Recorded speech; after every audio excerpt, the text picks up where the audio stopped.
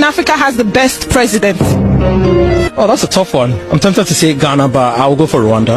Rwanda? Yeah, the best president. Uganda? I think Rwanda.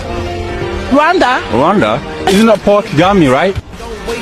He's Paul Kagame, yeah, and the guy is doing a lot for his country. Nyene muri Afrika n'abazayigwa. Naho nyene nuko naje gusanga ari nta bwenge bagira. Reba abarundi igihugu cyarabananiye gushira ku murongo. Bari abadede cyarabananiye ziriya mbonera kure abakongomani Kisekedi byaramucanze ngo nukunda Perezida Paul Kagame. Aha birakaze. Abandi bose barakoma amashi, abazungu bakoma amashi, abandi banyafrika bose bakoma amashi. Usibye ibiswi by'inkona ndetse n'imbonera kure nta bindi n'ukuri.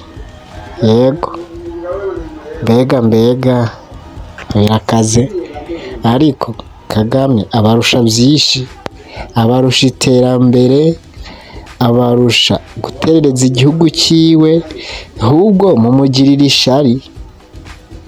Wewe azi gushira ibintu ku murongo, afite ubumuntu, nta muntu amusanga amwime. Ewe abadedebo muzorinda mupfuko ntacyo mwimariye. Ewe abarundi b'umutima dukunda Perezida Paul Kagame, abandi binda gusa baramwanka ngo ateje imbere igihugu cyiwe. Ahubwo giye birancana abantu bose banka Perezida Paul Kagame, intera hamwe n'abandi bose naje gusanga ari nta bwenge bagira, nta bwenge bwararangiye, nta bwenge buhari.